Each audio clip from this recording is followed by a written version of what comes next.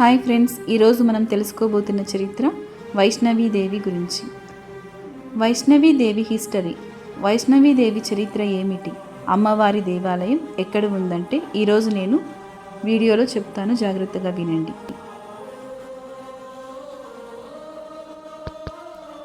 వైష్ణవీదేవి దేవాలయం త్రికూట పర్వత మీద పురాతన గుహలో ఉంది. వైష్ణోదేవి అంటే మహాంకాళి, మహాలక్ష్మి, మహాసరస్వతి దేవతలకు ప్రతిరూపాలుగా భావిస్తారు. ఈ పవిత్ర ఆలయం భారత్లోని మిగిలిన అమ్మవారి స్థలాల కంటే మిక్కిలి పవిత్రంగా భావిస్తారు.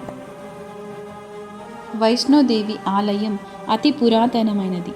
వైష్ణోదేవి త్రేతాయుగంలో పార్వతి, సరస్వతి మరియు లక్ష్మీ దేవతలు మానవజాతి శ్రేయస్సు కోసం అందమైన యువరాణిగా అవతరించిందని నమ్ముతుంటారు. త్రికూట పర్వతంపై ఉన్న గుహలో తపస్సు చేసేదని, సమయం వచ్చినప్పుడు ఆమె శరీరం మహాంకాళి, మహాలక్ష్మి మరియు సరస్వతి 3 ఖగోళ శక్తులు సూక్ష్మ రూపంలో విలీనం అయ్యేది. 7 శతాబ్దాల క్రితం జీవించిన వైష్ణవీదేవి గొప్ప భక్తుడు శ్రీధర్. ఆ దంపతులిద్దరూ పూర్తిగా మాతృదేవికి అంకితమయ్యారు. ఒకప్పుడు శ్రీధర్ బండారేను దివ్య ద్వారా నిల్వ చేయమని ఆదేశించారు. కానీ శ్రీధర్ ఆర్థిక పరిస్థితుల కారణంగా ఈ కార్యక్రమాలను ఎలా నిర్వహిస్తారోనని ఆందోళన పడ్డారు. దీంతో వారు ఆ రోజు రాత్రంతా నిద్రపోకుండా గడిపారు. దేవి అనుగ్రహం వలన ఆ మరుసటి రోజు నైవేద్యాలను స్వీకరించడానికి ప్రజలు అక్కడికి రావడం ప్రారంభించారు. ఆ తరువాత వైష్ణవీదేవి రూపంలో ఒక చిన్న అమ్మాయి తన గుడిసెలో ఉండడం అతడు చూశాడు.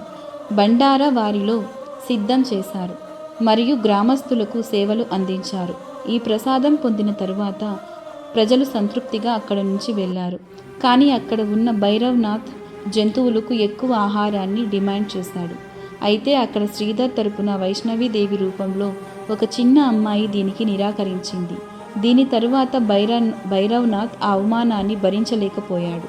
భైరవ్నాథ్ ఆ అమ్మాయిని పట్టుకోవడానికి ప్రయత్నించాడు. ఆ అమ్మాయి అదృశ్యం కావడంతో అతడు ఆమెను పట్టుకోలేకపోయాడు. ఆ తరువాత శ్రీధర్ తన తల్లిని చూడాలని కోరిక కలిగింది. ఆ తరువాత ఒక రాత్రి శ్రీధర్ కలలో వైష్ణవీ మాత కనిపించింది. త్రికూట పర్వతంపై ఉన్న ఒక గుహకు దారి చూపించింది. అందులో పురాతన ఆలయం ఉందని అక్కడికి వెళ్ళాలని సూచించింది. ఆ మరుసటి రోజు అక్కడకు వెళ్ళిన శ్రీధర్ తన జీవితాన్ని అమ్మవారికి సేవ చేస్తూ గడిపేశాడు. అప్పటి నుంచి ఈ ఆలయం ప్రపంచవ్యాప్తంగా మాతా వైష్ణవీదేవి దేవాలయంగా పిలువబడింది. పురాణాల ప్రకారం కురుక్షేత్రంలో పాండవులకు, కౌరవులకు మధ్య యుద్ధం ప్రారంభమయ్యే ముందు దుర్గాదేవిని ఆరాధించమని శ్రీకృష్ణుడు అర్జునుడికి సలహా ఇచ్చాడు. వైష్ణవీదేవిని సందర్శించే ప్రయాణం 24 కిలోమీటర్ల పొడవు ఉంటుంది.